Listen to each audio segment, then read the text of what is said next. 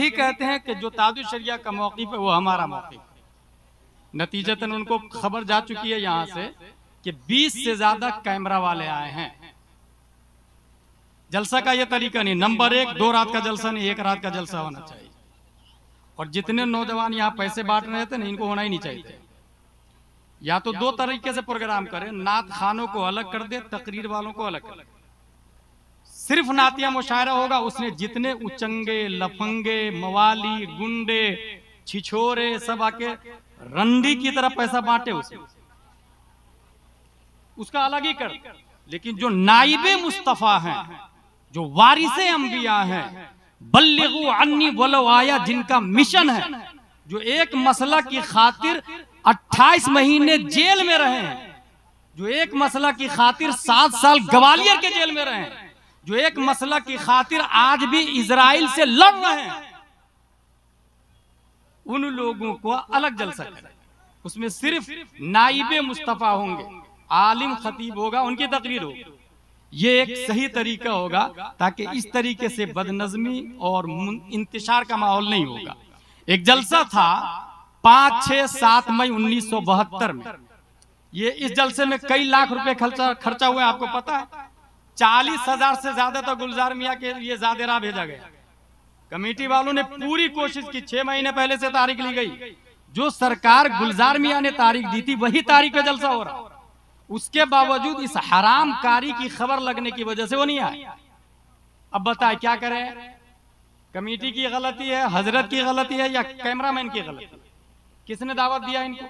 कौन बुलाया इनको? समझे भाई जरा इसको। हम लोग किसको इस्लाम समझ रहे हैं, किस माहौल में जा रहे हैं, किसको जलसा समझ रहे हैं? 2 लाख रुपया खर्चा हुआ। क्या 2 लाख से किसी इदारे का एक रूम नहीं बनाया जा सकता? क्या 2 लाख से किसी यतीम को दारुल उलूम में पढ़ाया नहीं जा सकता? क्या 2 लाख से किसी यतीम बच्ची की शादी नहीं कराई जा सकती? 5, 6, 7 मई 1972 में जलसा हुआ था। उस जलसे में हुजूर मुजाहिद मिल्लत भी थे, अल्लामा मुश्ताक अहमद निजामी भी थे, अल्लामा अरशदुल कादरी भी थे, मुफ्ती आजम हिंद भी थे, हुजूर अहसनुल उलमा भी थे, हुजूर सैयदुल उलमा भी थे, उसमें नातखा भी थे। फर्क ये है कि सामीन ऐसे नहीं थे जैसे अभी है। एक उधर से बोल रहा है, मौलाना साहब तुम चुप रहो, पढ़ो नदीम भाई, पढ़ो तो तुम। वला हौला वला कुव्वा इल्ला बिल्लाहिल अलील अज़ीम। वो जलसा हुआ था जिस जलसे के बाद कौम को जो फायदा हुआ, उस फायदे को पूरी दुनिया अल-जामियतुल अशरफिया मुबारकपुर के नाम से याद करती है। उस जलसे से अशरफिया बना था। आज भी जितने उलमा मिसबाही हजरात दिखते हैं बड़े बड़े, ये सब वहीं के फारिग हैं। जलसे का वजूद किसी तहरीक के लिए होना चाहिए, किसी तंजीम के लिए होना चाहिए, किसी इंस्टीट्यूट और कोचिंग सेंटर और क्लास के लिए होना चाहिए, न कि वाह वाह वाह सुभान अल्लाह एक बार और एक बार और। जरा इस्लाम को समझे। वहां पर एक 2 साल का बच्चा हाथ टूट गया है, पांव टूट गया, दादा गोद में लेके रो रहा है, बच्चे से बात कर रहा, बेटा तू नबी के पास जाके कहना नबी से कि उम्मत को बहुत सख्त तकलीफ दी जा रही है, मगर 57 मुस्लिम कंट्री खामोश है। फिलिस्तीन का ये हाल है और यहाँ से हम ऐसे उड़ा रहे हैं। और उसको कह रहे हैं नदीम साहब को तुम पढ़ो। ये 3-3, 4 शायरों को दावत किसने दी भाई? कभी भी प्रोग्राम करें ना तो अच्छे आलिम के मशवरे से। ये बहुत बड़ी तबाही है। नेपाल में भी देखा मैं, 10 लाख नहीं बल्कि 20 लाख खर्चा हुआ था। मैं जानता हूं उस गांव को अच्छे से, मगर रिजल्ट 0 निकला था उस गांव का। 20 लाख से ज्यादा। शब्बीर को बुलाया था उस काले आदमी को जो अली अली अली अली पढ़ता है, जबकि उलमा ने कहा जिस प्रोग्राम में सिर्फ अली का जिक्र हो, सिद्दीक अकबर का जिक्र ना हो, तो वो जलसा गैर शऊरी तौर से अहले तशय्युअ की तरफ जाता है।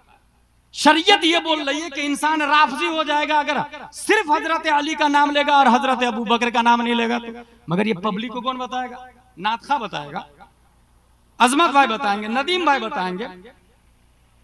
ये समझ, अच्छा सब लोग भागने लग जाते हैं। शर्म आती है हमें बोलने में कि एक जिम्मेदार काज़ियुल क़ुज़ात फिन नेपाल बैठे हुए हैं, मुफ्ती इजहार साहब बैठे हुए हैं, और अल्लाह तबारक व तआला को हमने देखा है? नहीं देखा ना, कोई देख भी नहीं सकता, लेकिन नबी ने देखा ना। नबी ने देखा ना अल्लाह तबारक व तआला, और नबी को अबू बकर, उमर, उस्मान और अली ने देखा, उनको इमाम हुसैन ने देखा, उनको ज़ैनुल आबिदीन ने देखा, उनको इमाम मोहम्मद बाकर ने देखा, उनको इमाम जाफर सादिक ने देखा, उनको इमाम मूसा काजिम ने देखा, उनको इमाम अली रजा ने देखा, उनको मारूफ करखी ने देखा, उनको अहमद सिर्री सकती ने देखा, उनको जुनैद बगदादी ने, उनको अबू बकर शिबली ने, उनको अबुल फजल अब्दुल वाहिद तमीमी ने, उनको अबुल फरह तरतूसी ने, उनको अबुल हसन अली कर्शी हिकारी ने, उनको अबू सईद मुबारक मखजूमी ने, उनको सैयद अब्दुल कादिर जीलानी ने, उनको सैयद अब्दुल रज़्ज़ाक ने, उनको सैयद अबू साले नस्र ने, उनको मुहियुद्दीन अबू नस्र ने, उनको सैयद अली ने, उनको सैयद हसन ने, उनको सैयद अहमद जीलानी ने, उनको शेख बहाउद्दीन ने, उनको सैयद इब्राहिम एरजी ने, उनको मोहम्मद भिकारी बादशाह ने, उनको काजी जियाउद्दीन ने, उनको जमालुल औलिया ने, उनको सैयद मोहम्मद ने, उनको सैयद अहमद ने, उनको सैयद फजलुल्लाह ने, उनको शाह बरकतुल्लाह ने, उनको आले मोहम्मद ने, उनको सैयद हमजा ने, उनको आले अहमद अच्छे मियां ने, उनको आले रसूल अहमदी ने, उनको अबुल हुसैन अहमदी नूरी ने, उनको इमाम अहमद रजा खान ने, उनको मुफ्ती आजम हिंद ने, उनको ताजुश शरिया ने, और ताजुश शरिया को देखा शेर नेपाल ने, और शेर नेपाल के खलीफा का नाम अल्लामा ज़ियाउल मुस्तफा और मुफ्ती इजहार साहब क़िबला।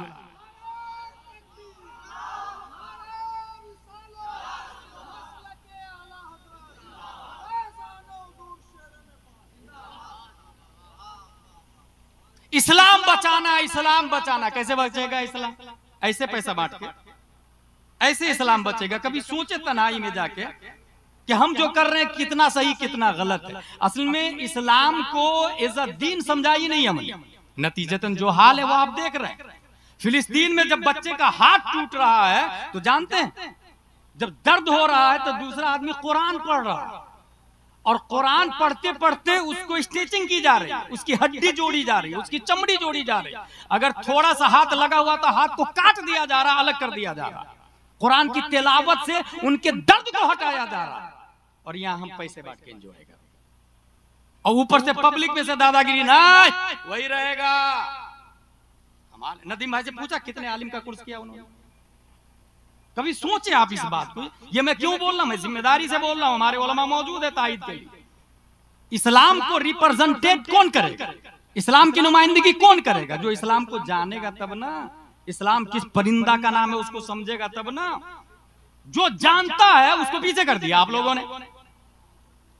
यही वजह है कि अगर यहाँ जलसा वहां आर्केस्ट्रा लिया और बॉलीवुड की नंगी नाचने वाली लड़कियों को लिया, देखे पब्लिक किधर जा रही है।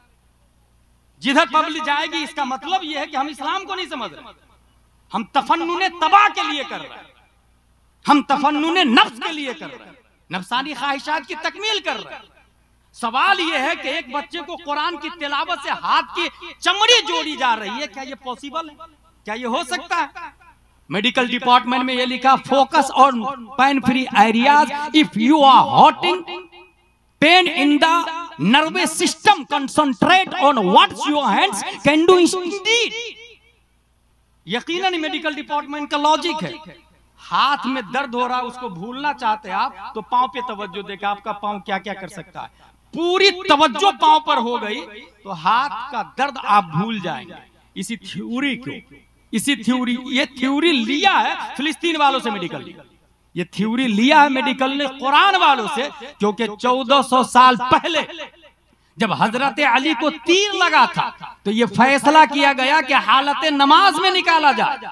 सुम्मा दखल फिन नवाफिल फजा तबीब शक्का जिल्दहु व कस्सरा अज़महु वस्तखरजा सहमहु व यस्तमिरु अमीरुल मुमिनीन फी सलाह। जब हजरत अली नवाफिल में मशगूल हुए, रब की इबादत में मशगूल हो गए, डॉक्टर आया, चमड़ी फाड़ा, तीर निकाला, फिर स्टेचिंग लगाया और हजरत अमीरुल मोमिनीन नमाज पढ़ते रहे। जानते हैं क्यों? क्योंकि पूरी तवज्जो कुरान की तिलावत और रब की इबादत में मशगूल थी, मबजूल थी।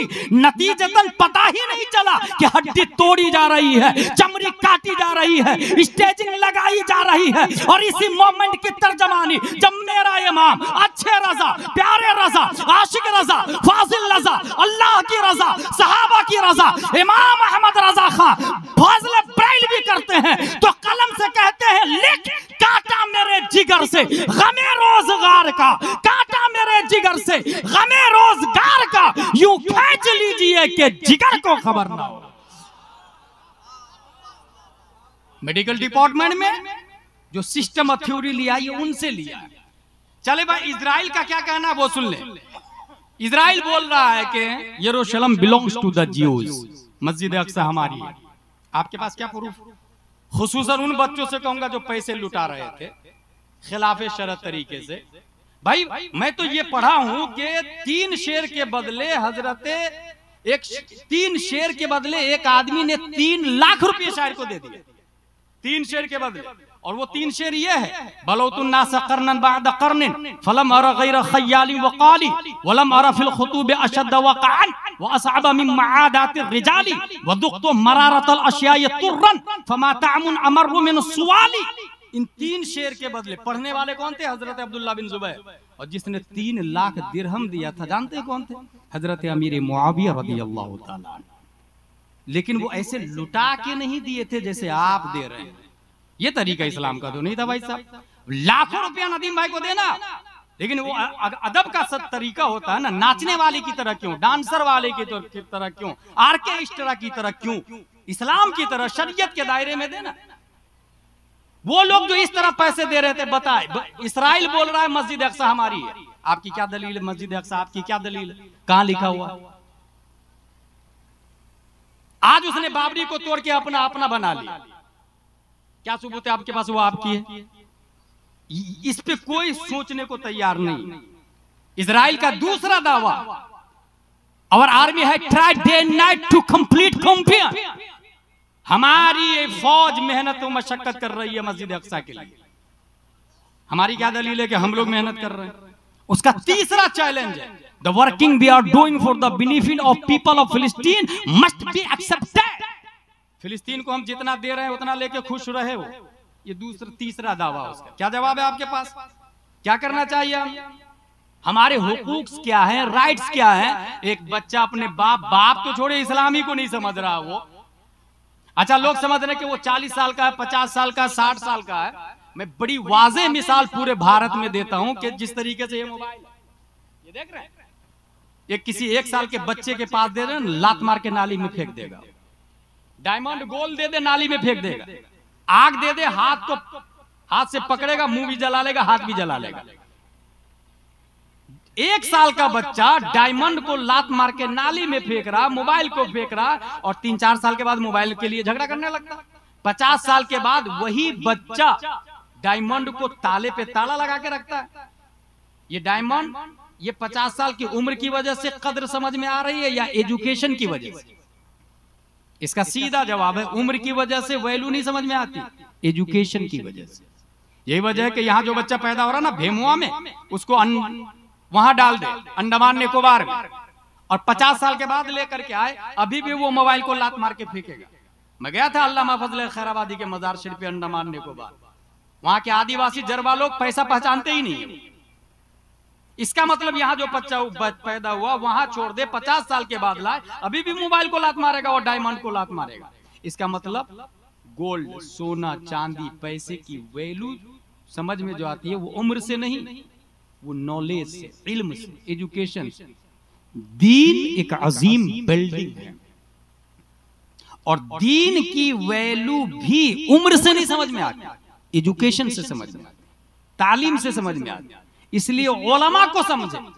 और अपने यहाँ दारुल गौसिया रज़विया का क्या हाल है बता सकते हैं आप लोग? जो लोग भेमुआ के रहने वाले, मुझको लगता है यहाँ पर 10% लोग भेमुआ के भी नहीं होंगे, 10% भी भेमुआ के नहीं होंगे, सब बाहर वाले। क्या फायदा हुआ? मैं मुबारकपुर में तकरीर कर रहा था, अशरफिया मुबारकपुर में, हमारे उलमा जानते हैं। मुबारकपुर में मैंने ये कहा कि अगर हर साल 1000 मिसबाही फारिग हो, मुबारकपुर की जहालत का खात्मा नहीं होने वाला। मुबारकपुर की जहालत का खात्मा कब होगा? जब मुबारकपुर से मिसबाही फारिग होगी, यहाँ के फारिग होगी, मुबारकपुर के मिसबाही होंगे, तब जहालत का खात्मा होगा ना। भेमुआ में जलसा करवाए, भेमुआ में इदारे का क्या हाल है कभी सोचा आपने? चंद साल पहले आलिम का कोर्स चल रहा था, अभी आलिम का कोर्स खत्म हो गया, उस पर कोई तवज्जो देने को तैयार नहीं। जहां से जहालत खत्म होगी उस पर कोई कंसंट्रेट नहीं कर रहा। वो बोल रहा मस्जिद अक्सा हमारी है, कुरान शरीफ में आया फ़इज़ा जाअ वअदुल आखिर वलियसू वजूहकुम वलियदखुल मस्जिद कमा दखलहु अव्वल मर्रा वलियुतब्बिरू मा अलौ तदबीरा। बनी इसराइल को कहा गया कि अल्लाह के नबी की बात मानो, इन्होंने बात मानी नहीं। हेरक्ल और रूस वाले आके अटैक करके, फारस वाले के अटैक करके उसको भगा दिए, मस्जिद को तार तार कर दिया। हासिल ये कि मस्जिद अक्सा इजराइल की नहीं, बनाया है आदम अलैहिस्सलाम ने, इर्तिफा किया हजरत दाऊद अलैहिस्सलाम, याकूत हीरे जवाहरात से हजरत सुलेमान अलैहिस्सलाम ने सजाया बनाया। जिन्नातों ने तामीर की, हाकिम थे हजरत सुलेमान अलैहिस्सलाम। अब उन लोगों का ये कहना है कि ना ये हजरत मूसा अलैहिस्सलाम ने बनाया, क्रिश्चियन बोल रहे ना हजरत ईसा अलैहिस्सलाम, और इस्लाम ये बोलता है कि मस्जिद अक्सा से मस्जिद हराम, मस्जिद हराम से मस्जिद अक्सा, शबे मेराज में हमारे नबी आए और इसी मस्जिद अक्सा में तमाम नबियों की इमामत की, फिर ऊपर रब की बारगाह में मिलने के लिए तशरीफ ले गए। मस्जिद अक्सा ही नहीं, पूरी दुनिया की मस्जिद हमारी है, पूरी दुनिया की। बाबरी भी हमारी है और अक्सा भी हमारी है। ये अपने बच्चे को कौन बताएगा? जो ऐसे ऐसे पैसा देता वो, जो नात खा को सुनता है, मुक्तरीर को पीछे डालता वो। 3 साल का बच्चा, एक 3 साल का बच्चा, बहुत बुनियादी बात बता रहा हूं, बच्चा खेल रहा था गिल्ली डंडा टाइप, बाप ने कहा अंत लैसा मिन शानिकल लइब मअल अत्फाल फअंत मन सौफ यफ्तहुल अक्सा। बेटा गिल्ली डंडा खेलने का जमाना नहीं है, अनकरीब तुम मस्जिद अक्सा को फतह करने वाले हो। 3 साल के बच्चे को कौन बोल रहा? बाप बोल रहा। वही 3 साल का बच्चा 1187 ईस्वी में सलाहुद्दीन अय्यूबी बन के मस्जिद अक्सा को फतह कर लिया।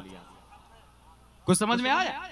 सलाहुद्दीन अय्यूबी थे वो 3 साल। बाप ने बोला तब ना भेजे में घुसा, और यहाँ बाप क्या कर रहा है वो देख रहे हैं।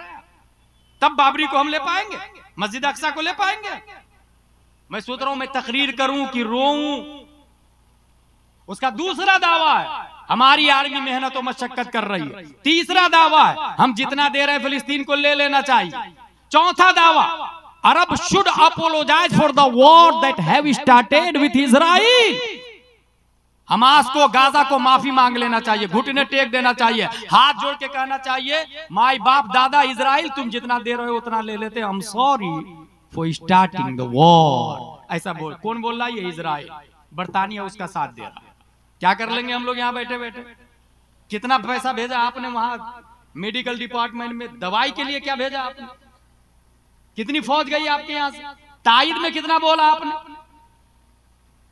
भाई मरना तो मुझे भी, अगर कोई कहे तुमने फिलिस्तीन का साथ दिया इसलिए गोली से मार दूंगा तुमको, मार दे भाई, शहीदों में मेरा भी शुमार हो जाएगा।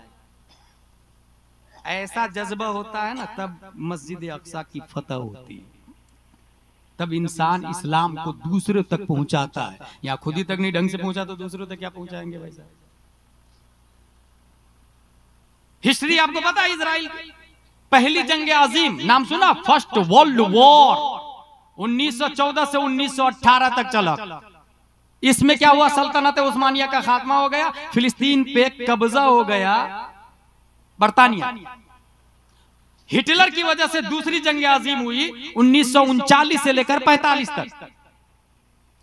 अमेरिका और बरतानिया ने लॉलीपॉप दिया यहूदियों को, तुम हमारा साथ दो इजराइल बना दूंगा। शायद दिया। दूसरी जंग अजीम भी खत्म कर दी गई, जंग जीत गए वो लोग। सल्तनत उस्मानिया का यूं ही खात्मा हो चुका था। नतीजतन फिलिस्तीन के बीच में इजराइल को बनाया। ये कब की बात है? 1948 में। आजादी की मांग करने लगे 1948 में लोग कि नहीं हमको आजाद करो बरतानिया, हमें हमारे यहां से जाओ, हमको छोड़ो, हमें आजाद करो। तब जानते हैं क्या क्या उसने? बरतानिया ने 48% फिलिस्तीन को दिया, 44% इजराइल को दिया, 8% यरूशलेम मस्जिद अक्सा अपने अंडर में रख लिया। ये क्यों किया? ताकि मस्जिद अक्सा के लिए तुम दोनों लड़ना, वेपन हम बेचेंगे, औजार हम बेचेंगे, तोप हम बेचेंगे, मिसाइल बारूद हम बेचेंगे। ठीक 1 साल पहले 1947 में भारत में यही किया था। 1857 से 1947 तक भारत गुलाम रहा है। ठीक है, आजादी से पहले जानते हो क्या किया उसने? इसको भी 3 हिस्सों में बांटा।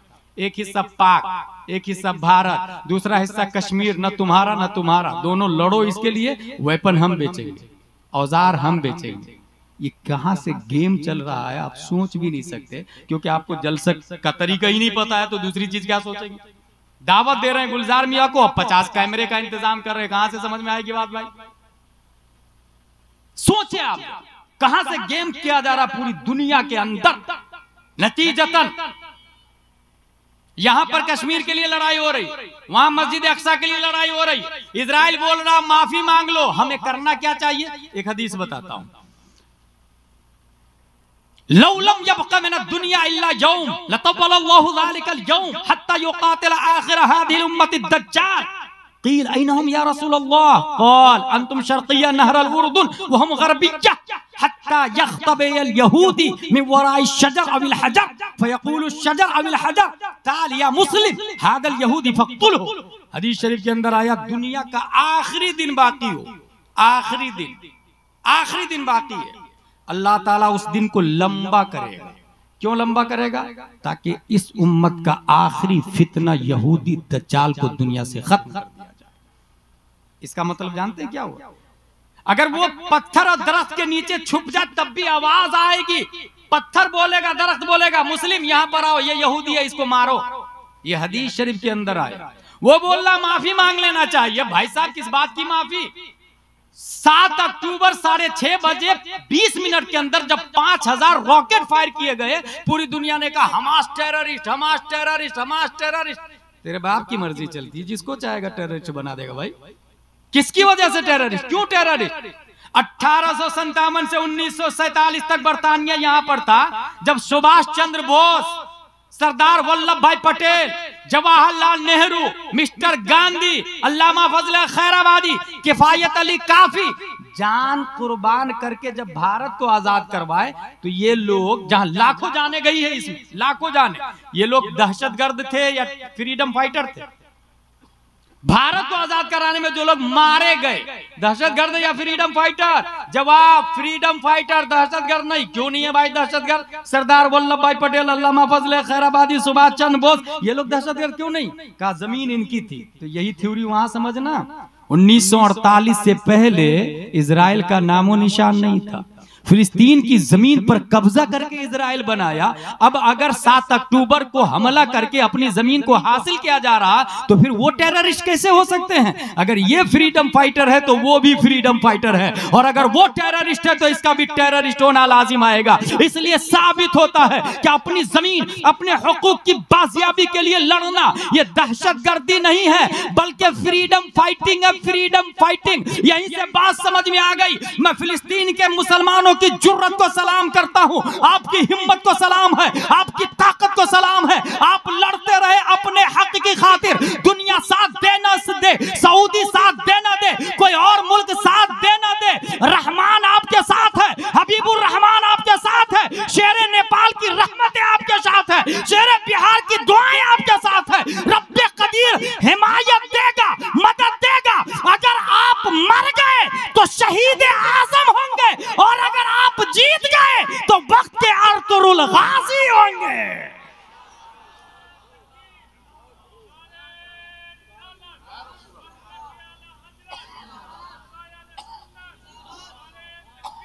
ये जो बातें मैं बोल रहा हूं ना, मैं सिर्फ इसलिए बोल रहा हूं, मैं भी जाहिल था।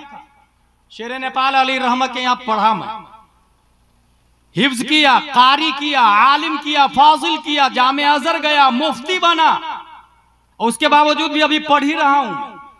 इतना जरूर याद है, भेमुआ को मैं बचपन से जानता हूं, जब मेरी उम्र 7-8 साल की थी और शेरे नेपाल अली रहमत के यहाँ पढ़ रहा था, तो यहाँ के मौलाना कैस थे, मुझे एक कुर्ता दिया था पहनने के लिए, उनका एहसान है। उस वक्त से मुझे भेमुआ याद है। शेरे नेपाल अली रहमा, शेरे बिहार अली रहमा, इस्लाम क्या है खुद से नहीं समझ सकते, इसलिए उलमा का सहारा लेना पड़ता है। इसलिए जो शख्स शेरे बिहार और शेरे नेपाल से अलग है, मरकज वो नहीं हो सकता, सेंटर पॉइंट वो नहीं हो सकता। अगर इस्लाम और सुन्नियत की बका चाहते हैं तो अकाबिरीन से जुड़े, अपने बुजुर्गों से जुड़े। क्योंकि मैंने देखा है, इंतखाब कदीरी ताजुल शरीयत से कटा, मुफ्ती आजम हिंद से कटा, कहां गायब हुआ, google.com भी ढूंढने से कासिर है। इसलिए अपने अकाबिरीन के कदमों से मजबूती से जुड़े रहे। जो शख्स शेरे नेपाल का बागी है, उसके प्रोग्राम में भी ना जाएं ना आए और ना उसके मदरसे में ताउन दे। ऐसे ही नेपाल का सुलह कुल्ली आजम उस्मान कपटौली को जो बुलाता है अपने जलसे में या उसके साथ कहीं होता है, उसे भी समाज से, मदरसे से, मस्जिद से बाइकाट करे, वो शख्स सुन्नी सही उल अकीदा नहीं हो सकता है। क्या वजह है कि ताजुश शरीयत शेर नेपाल पे भरोसा करते थे? अगर कोई ये कहता था कि मैं सुन्नी सही उल अकीदा हूं, मुझे खिलाफत दे दे या इमामत की जगह दे दे और मेरा घर नेपाल है, तो ताजुश शरीयत फरमाते थे नेपाल में मोहम्मद जैद सिद्दीकी शेर नेपाल है, जाओ उनसे लिखवा करके ले आओ कि तुम सुन्नी हो। तो उस शख्स ने जवाब दिया, ये किताब में लिखी हुई बात है, उस शख्स ने कहा हजरत 1000 नेपाल के उलमा से लिखा लूंगा, शेर नेपाल से नहीं लिखा सकता हूं मैं। ताजुश शरीयत ने फरमाया वो 1000 काम के नहीं है, तुम एक शेर नेपाल से लिखा लो, हमारे लिए वही काबिले एतमाद है। कुछ समझ में आ रहा? इस्लाम हर शख्स दावा कर रहा। गांधी भी कुरान पढ़ता, वहाबी भी बोलता मैं मुसलमान, देवबंदी भी बोलता मैं मुसलमान, मुअतज़िला भी बोलता मैं मुसलमान। उर्फी वहाबी और ओरिजिनल वहाबी बाज़ाब्ता तक़सीमें की जा रही है। इसलिए ऐसे में ईमान को बचाना हो ना, तो शेर नेपाल काजी नेपाल बना के इनको गए, अपना जानशी बना के इनको गए। उलमा ने काजी नेपाल बनाए, खिलाफत दी हुजूर शेर नेपाल ने मुफ्ती इजहार साहब, जिनकी तारीफ अकाबिरीन भी करते हैं, सीधे साधे।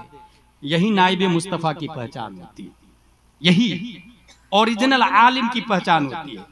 पहली बात, जलसे का तरीका 2 दिन न 1 दिन होगा। गुलजार मियाँ आएंगे, सरकार गुलजार मियाँ वली है अल्लाह की, ये मैंने पहले ही बता दिया, और ये मैंने हुजूर मुहद्दिस कबीर ने बताया। हमने जब बात की तो ये हमको बताया गया कि हजरत की तबीयत खराब है, मगर मेरी अकीदत कहती है उनके पास इल्म गैब है। ये 25-25 कैमरा देख के उन्होंने कहा यहाँ जाना ही नहीं। जिम्मेदारी तो सबकी है ना भाई।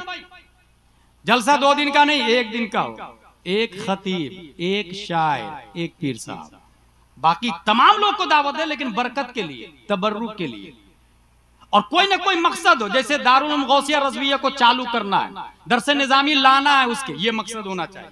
कोई मकतब चालू करना है, ये मकसद होना चाहिए। कोई मस्जिद बनानी है, ये मकसद होना चाहिए। समाज में कोई सिस्टम और तबाही फैली हुई है, उस तबाही को खत्म करना है, वो एक टारगेट होना चाहिए। मुकर्रिर साहब को मौजू दे दिया जाए, जहेज यहाँ हमारे यहाँ बहुत ज्यादा चलता है, इसी के ऊपर आपके 1 घंटे की तकरीर होगी, और ये हैंड टू हैंड मौजू नहीं दिया जाता, साल 1 महीना 2 महीना पहले दिया जाता, जैसे अजहर वगैरह में होता, मिस्र वगैरह में होता। वो तैयारी करके आते हैं, अपने मौजू पे तकरीर करते। ये तरीका है जलसे का, इससे हजारों फायदे होते हैं। मैं जानता हूं एक जलसा को लोग तौबा करके नहीं जाते थे उस जलसे, बल्कि लोगों की लाशें उठाई जाती थी। वो जलसा गौसे आजम का जलसा होता था, मुकर्रिर खुसूसी शेख अब्दुल कादिर जीलानी हुआ करते थे। मेरे भाई, अपनी बच्ची अपने बच्चे को मकतब में भेजे। शेर नेपाल बिहार में हुजूर शेर बिहार हैं, नेपाल में हुजूर शेर नेपाल है। ये मरकज के मुअतमद है, इनके जानशी दोनों जगह मौजूद है। अपनी अकीदत और मोहब्बत और थ्योरी ऑफ इस्लाम, मरकज़े अहले सुन्नत बरेली शरीफ क्या है, ये यहीं से समझ में आएगा।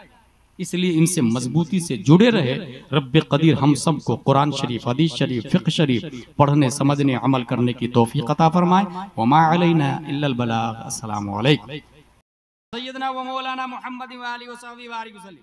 सलातो व सलाम अलैका या रसूलल्लाह। नदीम भाई की एक फरमाइश थी कि धामनगर शरीफ में जो मरकज के हवाले से आपने बोला है वो बता दीजिएगा, क्योंकि सब लोग उनसे फरमाइश करते हैं, वो मुझसे कर दिए तो मैं बता ही देता हूँ। धामनगर शरीफ में लाखों का मजमा था। हुजूर मुजाहिद मिल्लत, इतने बड़े वली का नाम है, इतने बड़े वली का नाम है कि एक बार मैं इलाहाबाद भारतगंज में तकरीर करने गया तो वहां का एक नेता बोला कि एक जमीन के लिए केस लड़ रहा हूं। मैंने कहा क्यों? कहा वो जमीन की रजिस्ट्री निकाली गई तो पता चला मुजाहिद मिल्लत के नाम से रजिस्ट्री थी। इतने रईस आदमी थे कि 50,000 गवर्नमेंट को टैक्स भरते थे, उसके बावजूद फकीर बन के रहते थे हुजूर मुजाहिद मिल्लत। दारुल उलूम हबीबिया इलाहाबाद में पढ़ाते थे। अच्छा, खाना बनाने के लिए एक खातून थी, एक दिन खातून नहीं आई, कहीं चली गई, तो अपनी ज़ौजा को बुलाया उन्होंने, हुजूर मुजाहिद मिल्लत ने, कि आप आइए और उनकी जगह खाना बना दीजिएगा। उन्होंने कहा क्यों नहीं, उनकी ज़ौजा खाना बनाती। मदरसे ऐसे कुर्बान दिए हैं इन लोगों ने, तब मदरसे यहाँ तक पहुंचे हैं। हुजूर मुजाहिद मिल्लत का उर्स हो रहा था, लाखों का मजमा था। वहां एक बात ये मैंने बताई कि मरकज़े अहले सुन्नत जो बरेली शरीफ है, आला हजरत मुफ्ती आजम हिंद, ये देखिए वो साहब हंस रहा है, वो क्या तकरीर सुनेंगे ये साहब, ये देखिए देखा है उसको, क्या बोला मैंने बता, मैंने क्या बोला बता, यही होता है, तवज्जो से सुने समझे। मरकज अहले सुन्नत बरेली शरीफ है, लेकिन जब ताजुश शरीय का इंतकाल हुआ तब हिंदुस्तान का बहुत बड़ा खतीब, नाम नहीं बताऊंगा, बहुत बड़ा खतीब, उसने ये कहा कि अब मरकज बरेली शरीफ नहीं है। बजाब तो उनकी क्लिपें वायरल हुई कर्नाटक वगैरह, पूरे इंडिया में, आउट ऑफ इंडिया भी वायरल हुई। दलील क्या दी उन्होंने? उन्होंने ये कहा कि मरकज 3 नस्लों तक रहता है बस। पहले हिंदुस्तान का मरकज बरेली शरीफ नहीं था, पहले था दिल्ली, और 3 नस्लें मरकजी शख्सियत की हैसियत से रही है। शाह वलीउल्लाह मोहद्दिस देहलवी, शाह अब्दुल अजीज मोहद्दिस देहलवी, शाह अब्दुल कादिर देहलवी, मरकज खत ट्रांसफर हो गया दिल्ली से खैराबाद। 3 नस्लों तक वहां मरकज रहा है। फजले इमाम खैराबादी, अब्दुल हक खैराबादी, फजले हक खैराबादी, मरकज खत ट्रांसफर हो गया बदायूं शरीफ। 3 नस्लों तक यहां मरकजियत रही है। फजले रसूल बदायूनी, अब्दुल मुक्तदिर बदायूनी, अब्दुल कादिर बदायूनी, ये तीनों उलमा इंतकाल किए, मरकज खत्म, ट्रांसफर हो गया बरेली शरीफ। 3 नस्ल तक यहाँ भी मरकज बाकी। आला हजरत मुफ्ती आजम हिंद ताजुश शरिया, अब ताजुश शरिया का इंतकाल हो गया, अब मरकज बरेली नहीं है। ये किसने कहा? खतीब ने। बहुत वायरल हुई बात, बहुत वायरल हुई। जब गुलाम जिलानी अजहरी के कानों में आवाज आई तब मैंने कहा, सुने साकितुल एतबार खतीब साहब, आपका कयास कयास माल फारिक है, क्योंकि प्लान पे गौर करें जो आपने दलील दी है। दिल्ली से मरकज इसलिए खत्म हुआ था कि शाह वलीउल्लाह मोहद्दिस देहलवी, शाह अब्दुल अजीज मोहद्दिस देहलवी, शाह अब्दुल कादिर देहलवी यकीनन बहुत बड़े आलिम, करोड़ों रहमतें हो इनकी कब्र पर, मगर जाने से पहले हिंदुस्तान की सुन्नियत के लिए इंसाइक्लोपीडिया देकर के नहीं गए। नतीजतन मरकज ट्रांसफर हो गया खैराबाद। फजले इमाम खैराबादी, फजले खैराबादी, अब्दुल हक खैराबादी, बहुत बड़े आलिम, करोड़ों रहमतें हो इनकी कब्र पर, मगर जाने से पहले सुन्नियों को इंसाइक्लोपीडिया नहीं दिया, कोई थ्योरी और लाइफ स्टाइल नहीं दी कयामत तक। नतीजतन मरकज खत्म, ट्रांसफर हो गया बदायूं शरीफ। फजले रसूल बदायूनी, अब्दुल कादिर बदायूनी, अब्दुल मुक्तदिर बदायूनी, मरकज खत्म, ट्रांसफर बरेली शरीफ। इसलिए हुआ कि उन्होंने जुज़वी किताबें लिखी, मगर जाने से पहले इंसाइक्लोपीडिया नहीं दिया। रह गई बात बरेली शरीफ की, तो साकितुल एतबार खतीब साहब आप अच्छे से सुन लें, मरकज यहां से इसलिए ट्रांसफर नहीं होगा कि आला हजरत जाने से पहले 10,000 किताबें, 1,000 किताबें, 10,000 सवालों के जवाब, 300 मंजूम कलाम, 200 किताबों पे तकरीर और 185 किताबों पर हाशिया लिखा। आला हजरत आलिम का नाम है, इंतकाल आलिम का होता है, लेकिन आला हजरत जाने से पहले फतावा रज़विया दे करके गए। फतावा रज़विया आलिम का नहीं, इल्म का नाम है, और वो आज भी मौजूद है। कंजुल ईमान आलिम का नहीं, इल्म का नाम है। मसलक के आला हजरत की दलील फतावा रज़विया है, कंजुल ईमान है, जो आज भी जिंदा है। कंजुल ईमान नहीं मरता है, फतावा रज़विया नहीं मरता है। पता ये चला मसलक के आला हजरत की दलील फतावा रज़विया कल भी जिंदा था, आज भी जिंदा है, और कयामत तक जिंदा रहेगा। जब तक फतावा रज़विया कंजुल ईमान जिंदा रहेगा, तब तक हमारा मरकज बरेली रहेगा।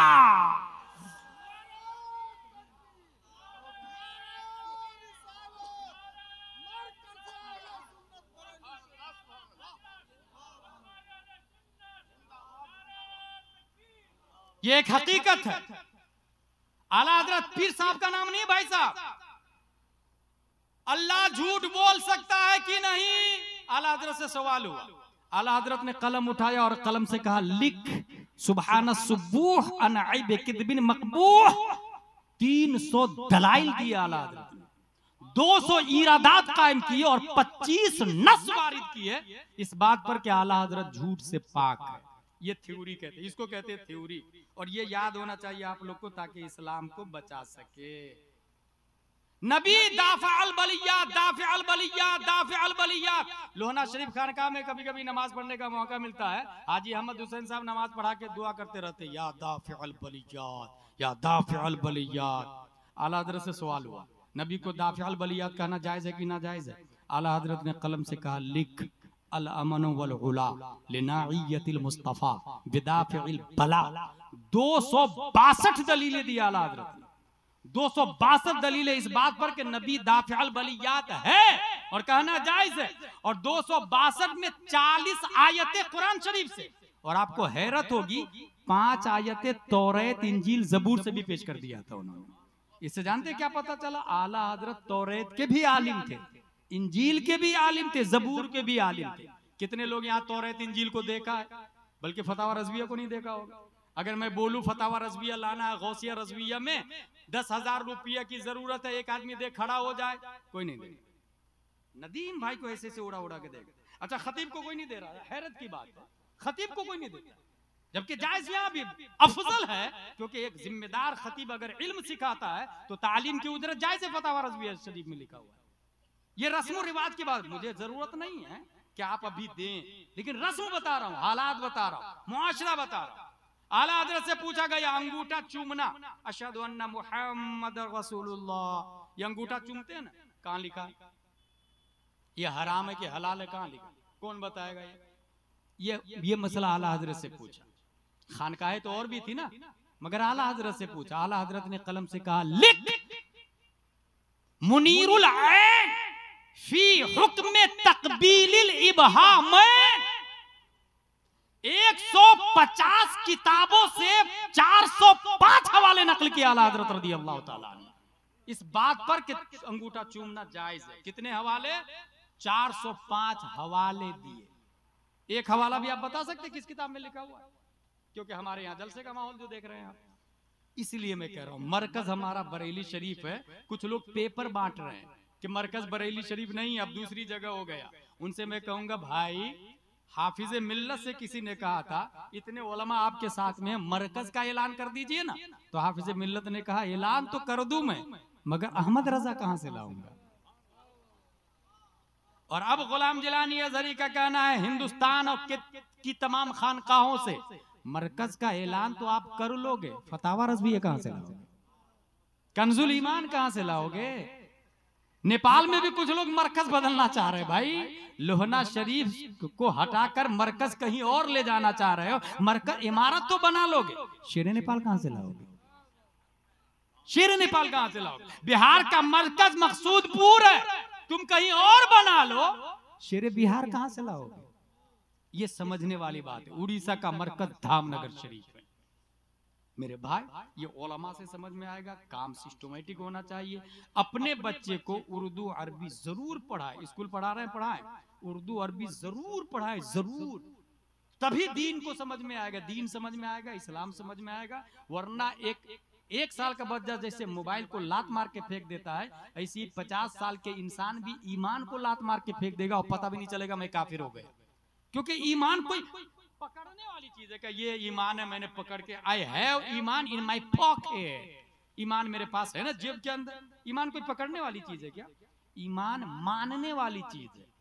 कुरान अल्लाह का कलाम है, माना तो मोमिन, नहीं माना काफिर। नमाज फर्ज है, माना मोमिन, नहीं माना काफिर। रोजा फर्ज है, माना मोमिन, नहीं माना काफिर। निकाह के बगैर औरत हलाल नहीं होती, लिविंग रिलेशनशिप हराम है, माना मोमिन, नहीं माना काफिर। ये कब से ये सब लिखा हुआ है किताबों में। इसलिए मैं कह रहा हूं, खुद नहीं पढ़े तो उलमा से जुड़ जाए, बच्चों को जरूर पढ़ाए, सुलह कुल्लियों से अलर्ट रहे। जो लोग